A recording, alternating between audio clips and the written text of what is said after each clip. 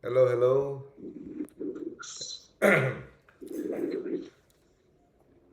Good evening, brothers and sisters. Sinong mag-volunteer ngayon for opening prayer?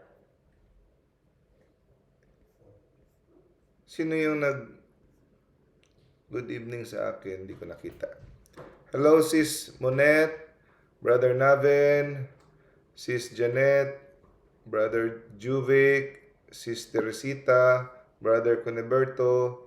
Hello, good evening sa inyong lahat. Okay. Brother Naben, andiyan ka? Opening prayer tayo, bro. Mhm.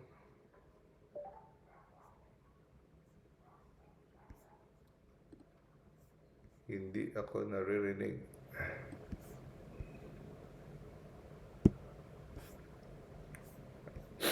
Sandali lang, ha? Participants. Yan. Sis Del, good evening. Sino pang hindi ko nag-greet? Brother Evening, Sam. Dawn. Hello, Sis Del. Sis Del, ikaw na lang Evening. mag-opening prayer. Opening prayer, short prayer lang. 7 o'clock na pala. Start na tayo.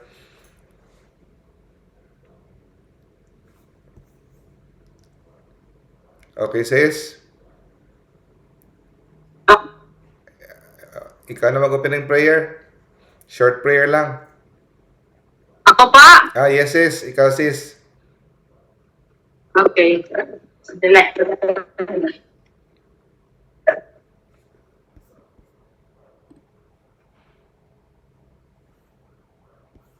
In the name of the Father, the Son, the Holy Spirit.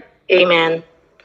Our Father, who art in heaven, hallowed be thy name. Thy kingdom come, thy will be done on earth as in heaven. Give us this day our daily bread. Forgive us our sins as we forgive those who sin against us. Don't bring us to the test, but deliver us from evil. Amen. Hail Mary, full of grace, the Lord is with you. Blessed are you among women, and blessed is the fruit of the womb, Jesus. Holy Mary, Mother of God, pray for us sinners now and at the hour of our death. Amen. Glory be to the Father, and to the Son, and to the Holy Spirit. As it was in the beginning, At is it now, and is ever in shall his be, name. world without end. Amen. In the Father, the Son, the Holy Spirit. Amen. Thank you, Sis Del. Thank you po. Okay. So, good evening sa inyong lahat dito sa Zoom. Good evening din sa mga nanonood ngayon sa Facebook at later sa YouTube. So, welcome sa ating Wednesday lecture, Faith Seeking Understanding, Catholic Catechism. So, ang topic natin ngayong gabi is The Dark Night of the Soul by Saint John of the Cross. I'm sure na rinig nyo na siguro ito, no?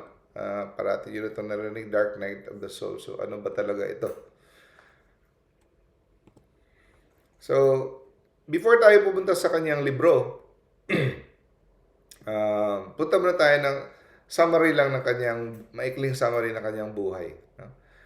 So, pinanganak siya 1542. So, magkapareho sila ng panahon ni Saint Teresa of Avila. No? Magkaibigan actually sila, no? Sila yung nag-partner na mag-reform sa Carmelite Order. Sa mga lalaki, si Saint John of the Cross. Sa mga babae, si Saint Teresa of Avila. Pareho sila nasa Spain. Considered siya as mystical doctor, no? Doctor of the church din siya, no? At one of the greatest poets of Spanish literature.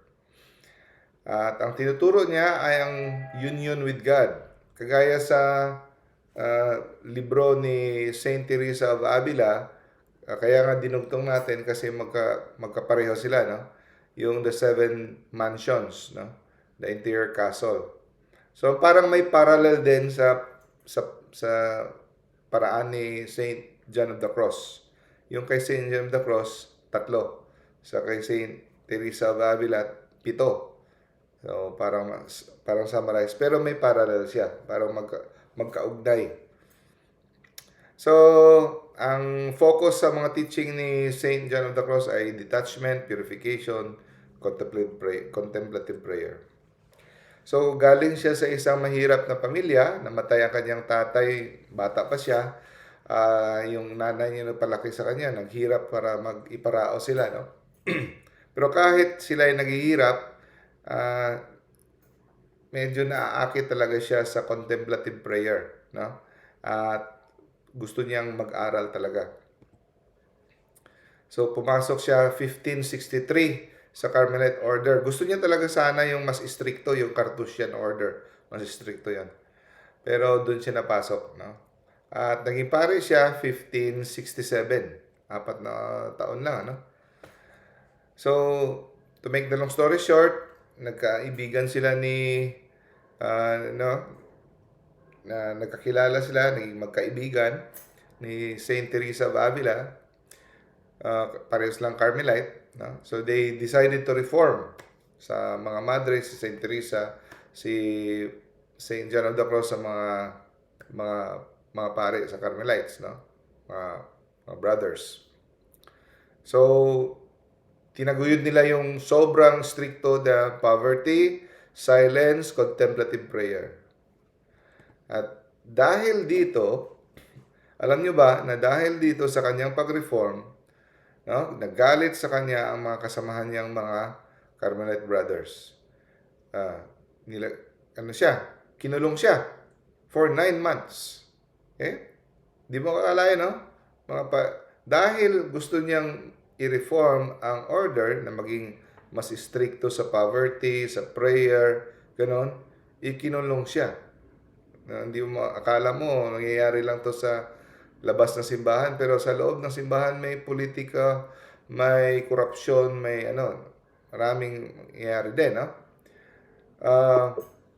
At during sa kanyang pagkakulong for 9 months, no? Dito niya nagawa ang kanyang mga libro. The Spiritual Canticle, Dark Night of the Soul, The Ascent of Mount Carmel, The Living Flame of Love. No? By the way, during sa 9 months niya, dito niya ito nabuo by memory. Kasi wala siyang papel, ballpen, wala siyang sulat, hindi siya binibigyan.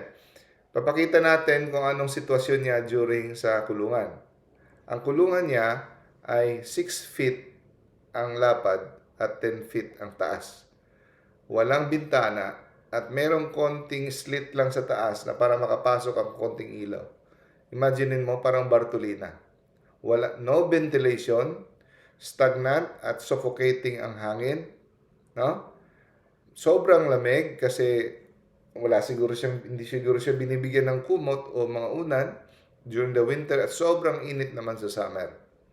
At ito ay infested with insects and vermin. Alam niyo yung vermin, yung mga daga, no? Maraming daga, maraming insekto. At binibigyan lang siya ng mga pira-piraso, scraps of food. Ang iba, spoiled pa. No? Panis pa. At ang kanyang damit, minsan lang siya pinapayagan na makapagpaligo. At yung damit niya punit-punit pa. So, ganun ang sitwasyon niya for 9 months. Buti na lang, after 9 months, naka-escape siya. At, liban pa dyan, he is beaten once a week. No? As a punishment, dahil sa kanyang pag-reform. No? Kasi ayaw niyang iwanan ang pag-reform sa Carmelite. At hindi siya binibigyan ng mga libro, writing materials, hindi siya pinapasimba kahit sa mga sacraments for 9 months. He was kept in isolation. Imagine, kung ikaw dyan, anong gagawin mo? Parang isusumpa mo ang Diyos, no? But despite these conditions, he composed his poetries mentally. Sa memory niya lang, no? Nung nakalabas na siya, doon niya nasilulat. Doon niya na-compose. Okay? He was able to escape after 9 months. So, para sa kanya, during this 9 months, no, ito yung symbolic foundation niya sa concept ng kanyang dark night. So, a time of desolation that purifies the soul, na purify ang soul niya for union with God. So, namatay siya at the age of 49. 1591 siya namatay. Na-canonize siya by Pope Benedict the 13th on 1726, 200 years later, almost 200 years later. And declared Doctor of the Church by Pope Pius the 11th on 1926. Okay. So, tapos na tayo sa buhay niya. So, sabi niya, ang feeling of spiritual emptiness, yan ang dark night of the soul. Feeling natin para tayong inabandonan ni God. Pero, kailangan pala talaga yung dumaan tayo sa stage na ganyan. Ewan ko lang kung nakaranas na kanyo yan, or sa iba, nakikinig, first time nyo marinig ito. Pero lahat tayo, kung ikaw ay nagnanais to love God with all your heart, with all your mind, with all your strength, at ikaw ay nagsisikap na maabot yung pinag-usapan natin last week, yung the seventh mansion, yung spiritual marriage, union with God, total union with God, no? Dadaanan mo talaga to. Pero kung ikaw ay lukewarm, Catholic, hindi ka naman nagsusumikap, nilalagyan mo ng limit si God nga hanggang diyan ka lang, hindi mo to madadaanan. Okay? Hindi mo to madadaanan. Kasi pag nililimit mo ang iyong relationship kay God. Pero for those who are aspiring for perfection, madadaanan mo to at ito ay importanteng stage. Okay? So every Christian on their way to God must pass through his her own dark night. Kahit si Saint Mother Teresa of Calcutta, nung sinulat niya ito, sa mga hindi nakaintindi, na-iskandalo sila. Bakit kaya sinulat to ni Mother Teresa? Parang yanig ito ganito pala siya. Sabi ni Mother Teresa, I am told that God lives in me. Yet, the reality of darkness and coldness and emptiness is so great that nothing touches my soul. So, sa mga taong hindi nakaintindi, grabe. Para siya nawala ng pananampalataya kay Lord, no? Pero ito ang stage na naranasan ni Mother Teresa of Calcutta, the dark night of the soul. So, ito ay kinakailangan na stage. Bakit? Kasi, because of our fallen nature, ating concupiscence as an original sin, epekto ng original sin, tayo ay may disordered desire. Nung hindi pa nagkasala si Adan at saka si Eva, hindi pa tayo nakaano ng original sin.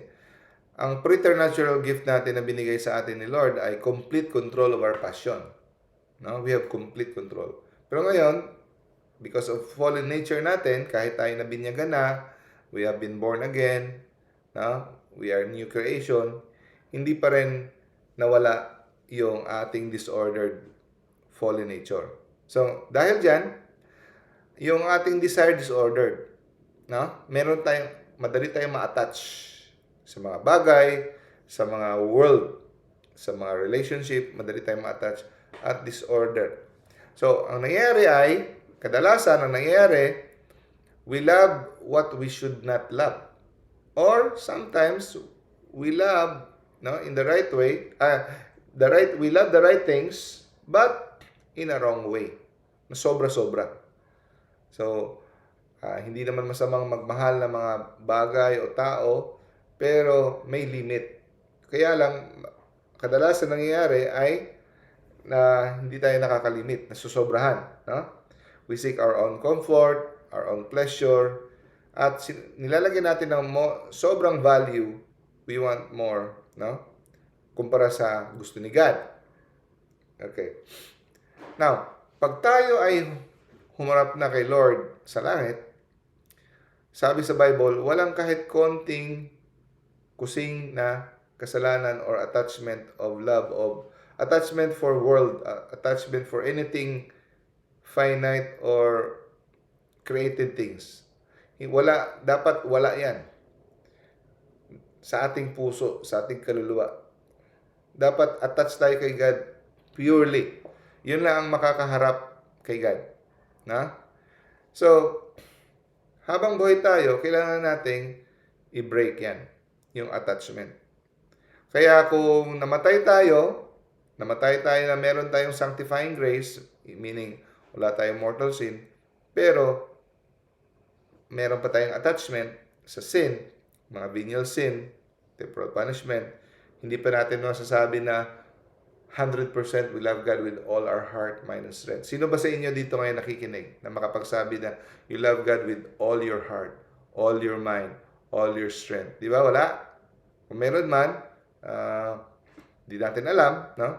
That is perfection already. Pero sabi ni God, be perfect for your Father in heaven is perfect. Ha? So, hindi natin alam kung may sa mga readings ko, sila ni Saint Teresa of Avila, Saint Teresa of Little Flower, may mga saints na pagdating nila sa unitive stage, yung stage na hindi na sila gumagawa kahit venial sin. So, totoo, sinasabi na tao lang nagkakasala, pero huwag tayo makontento sa slogan na ganun. Dahil tao lang tayo magkakasala talaga tayo. Yeah, totoo yan, nangyayari yan, pero huwag tayo makontento sa slogan na ganyan. Kasi ang utos sa atin ni Lord sa Bible, be perfect. Magsisikap talaga tayo. May mga saints na umabot sila sa stage ng ganon, na kahit venial sin, hindi na nila nagagawa. No? So, pag hindi natin na-detach ang ating sarili, no? Habang buhay tayo, i-detach tayo, ipopurify ang love natin, susunugin sa apoy ng purgatorio. So, kung namatay ka na na walang mortal sin, meron kang sanctifying grace, hindi ka mapupunta sa impyerno. Pero, dahil meron ka pang attachment, ipopurify yan sa apoy ng purgatorio. Or, dito pa lang sa lupa, pwede nang simulan. So, ang dark night of the soul ay purgatory here on earth. Okay? So, para pagdating ng kamatayan mo, hindi ka nadadaan ng purgatorio. Diretso ka na sa langit. So, yun ang tinatawag na dark night of the soul, yun ang purgatory here on earth. Okay? So, yung pag-break sa attachment, no? Ang pagputol sa attachment natin sa any created things, pwede natin gawin yan voluntarily. Ang tawag dyan, active. Para pag hindi tayo ang nagbe-break, si God ang nagbe-break para sa atin, ang tawag dyan, passive. Okay? So, active part, so kung tayo ang nagbe-break, voluntary fasting, penance, mortification, no? Abstinence, mga ganun, active yan, tayong gumagawa. Pero yung passive, no? Si God lang ang nakakagawa. So, kahit gumagawa tayo ng voluntary penance, kadalasan, kulang pa talaga yan. Kaya si God, pumapasok siya, at siya na mismo ang ginagawa niya ang dark night of the soul, no? Kasi hindi dahil galit siya sa atin, hindi dahil pinaparusahan niya tayo, hindi mahal niya tayo na gusto niyang mapunta tayo ng langit mabilis. No? Mabilis ang pagpunta natin sa langit. Na pagkamatay natin, linis na tayo. Hindi na tayo kailangang labahan pa yung damit natin. So God purifies our desire, no? So hindi lang yung mga ginagawa natin, pati desire. So, no? Pati ang desire natin, pinupurify niya. No? Ilan ba sa atin makakapagsabi na yung desire natin, si God lang lahat? Di ba? Marami pa tayo, kahit nag-pray tayo, distracted tayo dahil marami tayong mga desires. So, mga worldly, mga honors, praises, mga ganun, di ba? Prepares us for heaven. So, magkaiba-iba ang experience, hindi magkapareho sa mga tao. Pero yung common denominator, yung dark night of the soul ay yung If you pray, no? Feeling mo hindi sinasagot, no? Feeling mo inabandona ka na ni Lord, no? Yung iba naman, tumitindi yung mga tukso, temptations. Pag i-clarify ko lang mga kapatid, hindi ibig sabihin na matindi yung tukso mo sa pride, vanity, anger, sexual sin, nagkakasala ka na. Ang tukso ay hindi kasalanan. Ang kada tukso na dumadating sa buhay mo, ito ay pagkakataon na mapapatunayan mo ang pagmamahal mo kay Lord. No? Para siyang mga short quiz or mga exam. So, hindi ibig sabihin, tinutukso ka, makasalanan ka na. So, pag ito'y tinanggihan mo, at ikaw ay nanaig dito, laban dito, ito ay points. Ito ay you can prove your love for God. Every temptation is an opportunity to prove your love for God. Okay? So, iba naman, di ba? Nagpe-pray tayo. Come unto me, all you who are weary and heavy laden, and I will give you rest. Pero during the dark night of the soul, when you come to God, pray, wala kang mafe-feel na consolation. Parang wala kang nafe-feel, di ba, when you pray, nag-a-alive ka, ganda ng feeling mo, because God will recharge you. Pero during this time, mind you, walang consolation. Kaya maa-alarma ka. Ha? So, importante talaga ang knowledge. Iba ang may alam. Iba talaga kung may alam. So, kaya para makarelate ka. No? Ang iba naman, combination of 3 trials. Abandonment, walang consolation, at intense temptations. Pero, ipaalala lang natin mga kapatid, sa beginning ng journey mo sa spiritual life mo, hindi pa ito darating. Darating ito sa medyo huling banda ng first stage ng holiness. So, yung stages of interior castle ni Saint Teresa of Avila, 7 mansions. Yung kay Saint John of the Cross na version, 3 lang. Mas madaling i-memorize. Pero may parallel siya. Mas gusto ko yung 7 mansion kasi specific, step by step. Ito parang nagja-jump siya kaagad eh. Pero ang kagandahan lang sa kay Saint John of the Cross ay mas madaling i-memorize yung 3. So ano yung 3? Yung stages of yung purgative way. The second is illuminative way.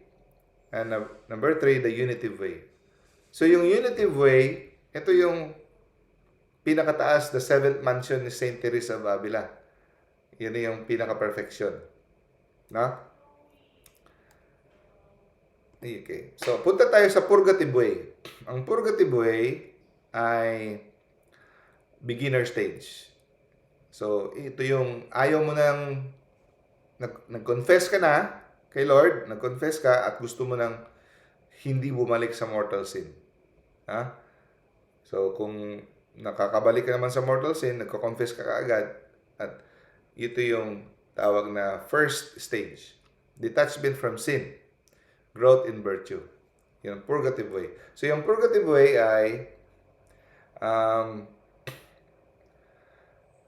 gusto mong gumawa ng mabuti dahil takot ka sa impyerno.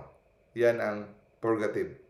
Or, dinidisiplina ka ni Lord para tumigil ka sa iyong paggawa ng kasalanan.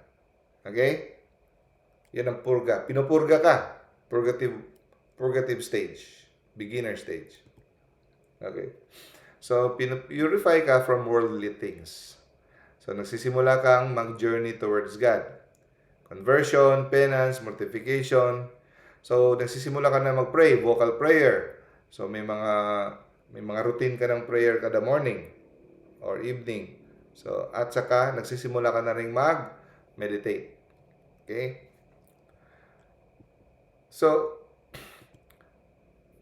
bago ka lumipat sa illuminative stage, no, mararanasan mo ang tinatawag na dark night of the senses. Okay? Itong dark night of the senses ay detachment from sensory consolation. Ano ba yung sense? Sense of smell, sense of sight, sense of touch, sense of taste, sense of hearing. We have 5 senses na sense natin. So, at yung consolations during prayer, hindi natin na-feel, nawawala. Okay? So, tinatanggal, sinasadyang tanggalin ni Lord yung feelings na masarap yung feeling. Di ba? Para maturuan tayong maging humble. Para maturuan tayong, So, ang parallel ng first stage, the purgative stage, ay ang first, second, and third mansion sa spiritual castle ni Saint Teresa of Avila. Okay, punta tayo sa number 2. The illuminative way, yung proficient stage. Ito yung stage na may deeper knowledge and love for God ka na. Hindi ka na yung beginner. Nasa middle ka na. So, yung gusto mong maging banal dahil may gusto kang makuha kay Lord. Langit. No? At ito yung stage na pinupurify ka ni Lord. No? Pinupurify ka ni Lord kahit wala ka ng kasalanan. Ito yung part na redemptive suffering. No? Para makatulong ka sa kaligtasan ng mga taong sinners for the conversion of sinners. Ginagamit niya ang suffering mo for the conversion of sinners. Okay? So, ito yung stage na nag-grow ang knowledge mo at saka ito yung stage na meron ka ng contemplative prayer.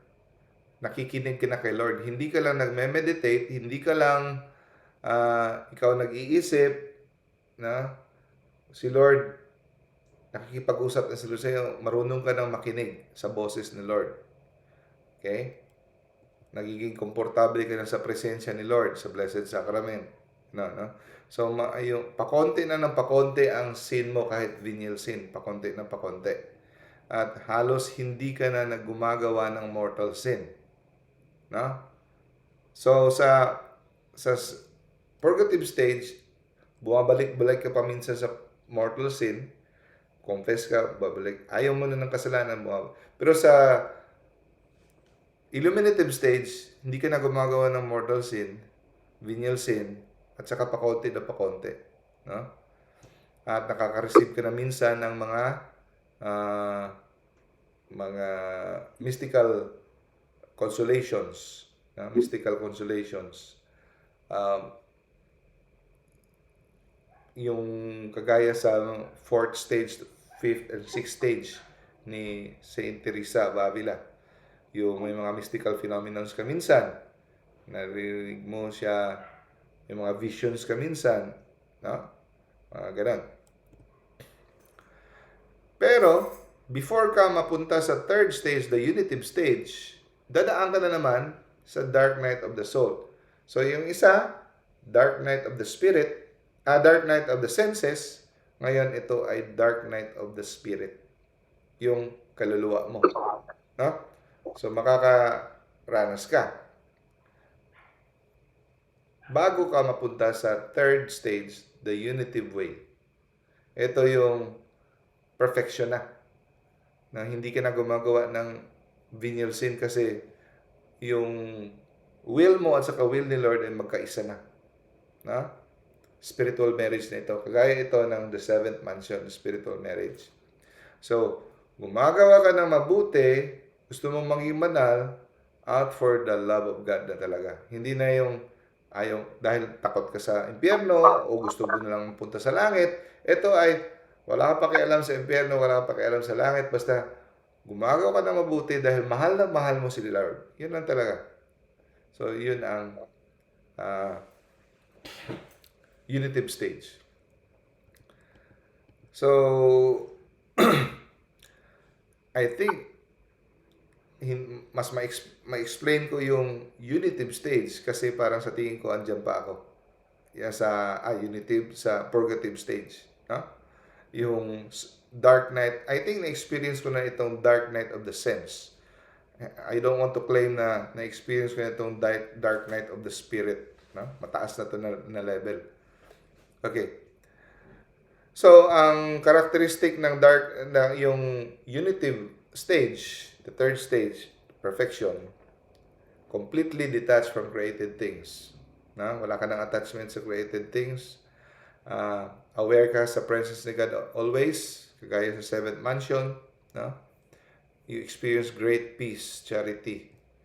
Hindi ibig sabihin na hindi ka nakakaranas ng persecution, suffering. Nakakaranas ka ng suffering, persecution, pero you are always at peace. No? Gaya ng mga nafe-feel ng mga nila ni St. Paul. No? Always at peace. Hindi takot mamatay. So the will is united to God's will. Spiritual marriage. So this is the state of the saints and the mystics, often marked by heroic virtue and mystical graces. Okay, punta na tayo sa libro The Dark Night of the Soul. So, kung babasahin mo ang libro, dalawang part, 2 parts. The first part, napakaikli, poem. Ito yung poem. 8 stanzas lang. Pero ang second part ng libro ay commentary about the poem. So, doon, dito na inexplain ni Saint John of the Cross ang tungkol sa poem. Inexplain sa buong libro, ang buong libro ay mga 150 pages siguro, tungkol kung anong ibig sabihin ng poem na ito. Siya rin ang nag-explain. Okay. So, ang second part is divided into 2. Ang second part is divided into Book 1 and Book 2. Ang Book 1 is about the dark night of the sense. Sinabi natin. Purification of the senses. Sense of touch, sense of smell, sense of hearing, the flesh, no? Worldly things. Dinidetouch tayo sa worldly things. Yun ang first stage ng spiritual journey. So, anong gusto ng laman natin? Comfort, no? Feelings of spiritual sweetness in prayer, no? Beauty, no? Ganon. Ipipraise tayo, honor, no? So, God purifies us of our attachment of the world, physical pleasure, material success. No? So, ganito ang feeling. Dati, nag-i-enjoy ka sa mga barkada mo, yung nakasanayan mong ini-enjoy mo, hindi ka na nag-i-enjoy. Nabibirduhan ka sa sarili mo. Ano ba to? Huh? Kaya, nung nabasa ko yung kwento nung may-ari ng Kodak, yung may-ari ng Kodak, nag-suicide. Sobrang bilyonaryo niya, nag-suicide siya dahil ang sabi niya sa suicide note niya, I experienced everything in life. Money cannot offer me anymore. Kung ano-anong, ang world ko na wala nang ma-offer sa kanya ang kagalakan. Kaya, tapusin ko na lang kasi wala nang excitement sa akin lahat. Hindi lang niya alam, siguro, the way I analyze it, he is already experiencing dark night of the sense. No? Kaya lang na misinterpret niya, wala nang lasa lahat. No? So, kaya mabuti patapusin. Hindi niya alam na stage ng buhay na yung food, sex, shopping, compliment, kahit yung pag-attend mo ng misa na dati sa'yo, sarap ng feeling, mag-attend ka ng misa, yung first stage, honeymoon stage, di ba, ng spiritual journey natin. Sarap-sarap ng misa, naiiyak ka. Pero ngayon, parang wala. Kahit yan, sinasadya ni Lord, tinatanggal niya para hindi ka ma-attach sa sensual pleasure. Okay? So, ang Book 1 ay Dark Night of the Sense. It purifies the flesh. Ang Book 2, The Dark Night of the Spirit. Ang pinipurify hindi yung flesh, kundi yung soul mo na talaga. Mas matindi yan. Okay. So, ang dark night of the sense ay tinuturuan ka na mabuhay na kahit wala itong mga bagay na ito. Okay? Ang dark night of the spirit ay tinuturuan ka mabuhay na mahalin mo ang sitwasyon na kahit wala ito. So, meaning, yung dark night of the sense, tinuturuan ka magtiis. Ang dark night of the spirit, tinuturuan kang mahalin mo ang pagtitiis. Ganun. Marunong ka na magmahal sa pagtitiis. Gusto mo nang magtiis. Okay. So, take note lang. Anong pinagkaiba ng depression at dark night of the soul? Kasi parang magkaparehas to para ka nade-depress. Okay? Yung depression, mukha silang magkapareho, pero hindi. No? Pero minsan, take note, pwede magkasabay. Nakaka-experience ka ng dark night of the soul, no? At meron ka rin depression. Pwede rin mas lalong lalala ang iyong dark night of the soul dahil meron kang depression, or pwede rin lalala ang depression mo dahil sa iyong dark night of the soul. Pwede. Pero ito yung kaibahan. Yung clinical depression, meron talagang tinatawag na clinical depression, no? Ginagamot. So natitrigger siya dahil yung psychological makeup natin, psychiatric makeup ng ibang tao, dahil sa genetics, iba talaga ang kanilang makeup, no? Yung hibla ng kanilang brain, iba talaga. Madali silang natitrigger sa sad event, losing a loved ones, fatal illness, na-diagnose ka may cancer, or may biochemical problem talaga, kulang ka sa mga chemical receptors. Kulang ka sa mga chemical receptors like dopamine, acetylcholine, kung ano pa dyan, no? Norepinephrine. Kulang ka sa mga dopamine, kaya binibigyan ka, So, yun ang depression. Okay? Pero yung dark night of the soul, iba yun. Dahil it is purely an act of God. Purely an act of God na tinatawag ka to become closer to Him. Pero yung sintomas parang magkapareho minsan. Okay? Now, pag may depression ka, ang nangyayari, parang hindi ka nakakagawa ng normal activities mo. Okay? Pero sa dark night of the soul, ang spirit mo are still, although even you are suffering, pero active ka pa rin. No? The spirit stays strong. Nakakagawa ka pa rin ng works of charity. Kawang gawa sa tao. Okay? They remain active. Sa dark night of the soul, hindi ka nagkakaroon ng gusto mong mag-suicide. Okay? Self-loathing or sinisisi mo sarili mo. Nangyayari yan sa depression, clinical depression. Walang pag-iisip ng suicide sa dark night of the soul. At sa dark night of the soul, hindi ka nawawala ng pananampalataya. Kahit nahihirapan ka, andun pa rin ang faith mo. Okay. So, ang purpose nito ng dark night of the sense, hindi parusa, kundi para ikaw ay i-detach sa mga nilikha. Gusto ni Lord na mas lalapit ka sa Kanya. Okay?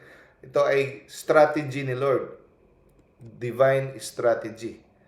Ito ay pagmamahal ni Lord sa iyo.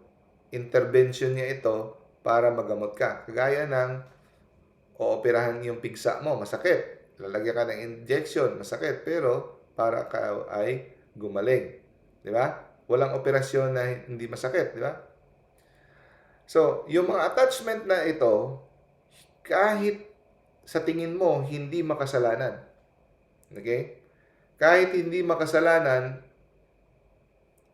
kailangan pa rin nating i-break ang attachment natin sa mga bagay na hindi makasalanan. Masama bang mag-cellphone? Hindi. Pero, pag ito ay nakaka-apekto sa iyong prayer time, kailangan mong mag-detach. Masama ba ang friends? Hindi. Masama ba ang pagkain? Hindi. May maraming bagay Masama ba ang barkada? Masama ba ang trabaho? Hindi. Pero, pag sobra kang attached, kailangan nating i-break. No? While not always sinful in themselves, can obstruct the soul's full union with God. No? Bakit tinawag na dark night? Kasi sa panahon na ito, it is the stage na para tayong nabubulag na hindi natin nakikita saan tayo patungo. So, yung sensory natin is deprived. Hindi natin nafe-feel si God. Hindi natin nafe-feel yung enjoyment, yung pleasure. Nawawala. No? And I think I'm experiencing right now this dark night of the sense. No? Parang parang walang lasa sa mundo. Parang wala na lahat ng lasa dahil dati excited ka, no? Parang walang lasa. Yun. Comforts in prayer, nagpe-pray ka, pinipilit mo lang, no? Emotional joy, yung satisfaction mo sa good deeds, wala, no? God seems to be absent.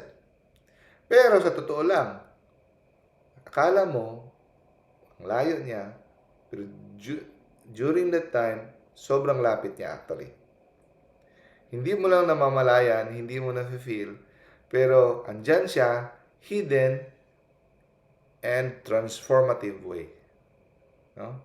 During the time na feeling mo ang layo niya, wala siya, pero more present than ever. Okay? Ang tinatawag dyan, purification through absence. Pinipurify ka niya na kala mo absent siya. Para you will walk by faith, not by sight. Again, not punishment but purification. Para ikaw ay kumapit sa Kanya at sa Kanya lang at hindi sa mga sense, na mga pleasure by sense. Spiritual dryness. No? Dati, alive na alive ka pag nag-pray. Ngayon, magpa-pray ka, parang wala. Pero, nawawalan ka ng gana sa mundo. Iba naman yung lubog ka sa kasalanan. Hindi ka nag-enjoy mag-pray, pero nag-enjoy ka sa mundo. Eto, hindi ka nag-enjoy sa prayer, pero hindi ka rin nag-enjoy sa mundo. Yun. At akala mo, ikaw ay umatras, pero actually this is a sign of progress. No? Feeling mo, nako-confuse ka, akala mo nagre-regress ka, pero actually nagpa-progress ka. So, St. John explains that beginners in the spiritual life, no? So, sinabi ko na kanina yan, sa mga beginners, pag nag-pray, excited na excited, no? High na high, spiritual high, tapos biglang hindi mo na nafe-feel. Huwag kang tumigil. No? Stage yan ng life. Stage ng spiritual life. Okay? Huwag natin ulitin to. Na-explain natin to dati. No? So we can become more humble. So, kailangan ito so that we will grow in humility. Na hindi natin isipin na dahil sa kagagawa natin, kaya tayo na nagiging banal. Lahat yan ay galing kay Lord. So, kagaya ng bike, di ba may training wheel? Para magsisimula ka, mag-aral mag-bike, nilalagyan ng 2 gulong sa gilid ng bata. Para matuto siyang matumba o alam mo talaga hindi siya matutumba, tatanggalin mo na yung training wheels para siya na talaga. Yun. So, tinatanggal ni Lord yung training wheels. Yung mga spiritual sense na delight in prayer, yung delight in the world, tinatanggal para matuto ka. Kasi pag andyan parati yan, hindi ka matututo. No? So that the soul learns to love God for who He is. Mamahalin natin siya dahil sa kaniyang pagka-Diyos, hindi dahil sa mga binibigay niya. Okay, punta tayo sa book 2. The dark night of the spirit. Yung isa, dark night of the sense, pinapurify yung flesh. Ngayon, pinapurify yung kaluluwa natin mismo. Mas mahirap to, mas matindi. Dark night of the spirit. Okay? So it is more intense and transformative. Sorry, hindi ko ma-explain talaga personally because I believe hindi ko pa ito naranasan. Nasa stage pa ako na dark night of the sense. No? I'll try my best. Higher stage na ito, no? Ito ay mararanasan mo during the illuminative stage. During the illuminative stage. Ito ay in preparation papunta sa perfection sa unitive stage or the seventh mansion. So it involves our intellect. Ano yung intellect? Yung ating pag-uunawa. Yung memory, yung pag-memorize. Yung matandaan mo, maalala mo, memory. Yung will, yung kalooban mo sa pagpili. Anong gusto mong piliin? Yun ang kalooban, yun ang will. Okay? So it involves the intellect, the memory, and the will. Yun. Dark night. So meron kang darkness sa intellect, darkness sa memory, darkness sa will. Ewan ko sa inyo, sa mga nakikinig sa inyo na mas banal pa sa akin na dumating na, baka na experience na ito. Okay? Sabi ni Saint John of the Cross, it is a darkness deeper than the first. Darkness deeper. Mas malalim pa ito kumpara sa darkness of the sense. Dahil it involves the inner core of the soul. Para itong pinakasentro ng kaluluwa mo. Ito na yung pinupunta rin ni Lord. No? Napakasakit ito. Silent work of God. Pero ito ay naglilid sa atin sa true sanctity. Okay? Bakit ito kailangan? Kailangan ito dahil tinatanggal niya ang natitirang mga ego ng iyong kaluluwa. Minsan ang ating kaluluwa ay nagkakaroon siya ng spiritual pride. Yung mga banal, nagkakaroon ng spiritual pride. Nagre-rely sa ating sariling karunungan. No? At naa-addict na, hinahanap na yung mga boses ni Lord. Di ba, when you pray, marunong ka nang nakikinig marunong ka nang makinig sa boses ni Lord. No? Sa contemplation. Sino ba sa inyo naririnig nyo ng boses ni Lord sa inyong heart? Gandang gift yan. Pero pati yan nawawala during the dark night of the soul. So, minsan, pinupurify tayo kasi gusto natin ma-experience yung spiritual experiences. Pati yan. Dati na-experience mo tapos nawawala. Pumapasok ka na sa dark night of the soul. A dark night of the spirit. So, kagaya bakit sinabi ni Lord sa cross, my God, why have you forsaken me? So, inuulit na ni Lord yung sinasabi sa Psalm, no? Yun. At that stage, parang masasabi, my God, why have you forsaken me? Parang inabandon na ka na ni Lord, no? Ganun pa rin, dryness in prayer, no? Kahit support, delight in the sacraments, delight in your community, wala. No? Tinutulugsa ka pa ng iyong kasamahan sa community. Existential disorientation. No? So at least, sa dark night of the sense, parang malalaman mo pa na may progress ka. Pero dito, wala talaga. Completely lost. Parang kang bulag. Hindi mo na alam. No? So, ang lahat ng effort mo parang walang, walang epekto. So, ang ganda ng pagkasabi ni Saint John of the Cross dito, mga kapatid, sabi niya, God illumines the soul not by light, but by darkness. So, di ba, ang nakasanayan natin, binibigyan niya ng liwanag ang ating kaluluwa sa pamamagitan ng ilaw. Pero sa panahong ito, Binibigyan niya ng liwanag ang kaluluwa, hindi sa pamamagitan ng ilaw, kundi sa pamamagitan ng kadiliman. Nangangapa-kapa. Saan na si Lord? Wala na si Lord. Hindi niya na ako sinasagot. Hindi niya ako kinakausap. Lord, why have you forsaken me? Ganon. So, bakit? Anong nangyayari? No? Gradually, without the soul knowing how, it begins to desire. So, dahil dito, dahil sa karanasang ito, matututo kang to desire God alone, not His gifts.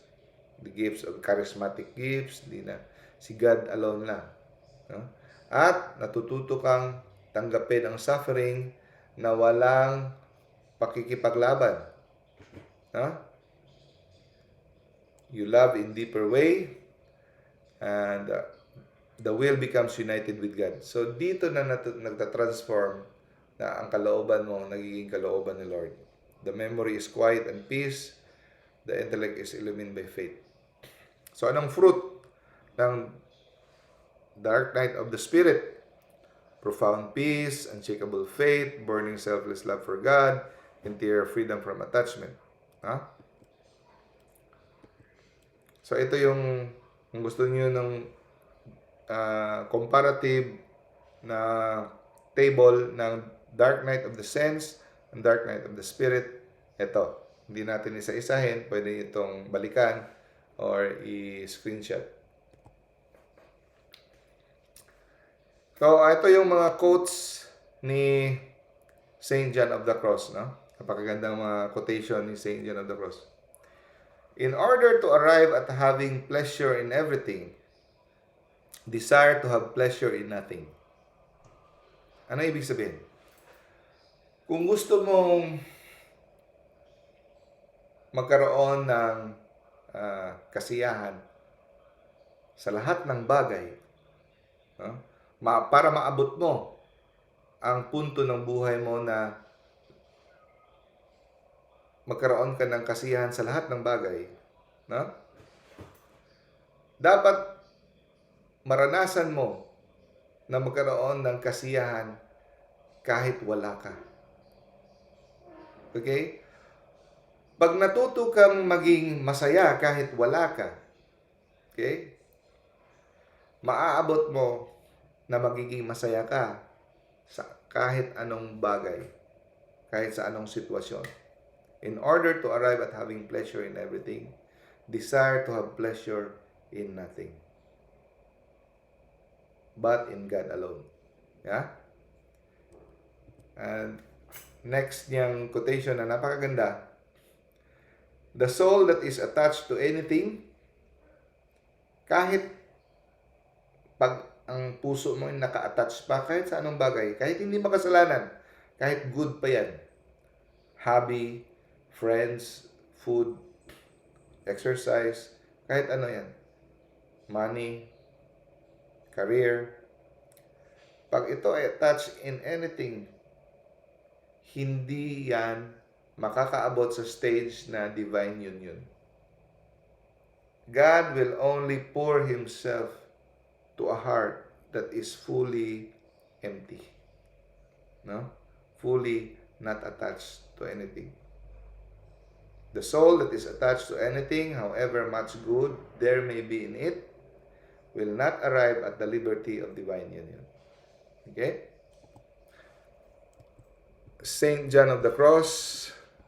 Bakit nabura ito? Saint John of the Cross. Pray for us.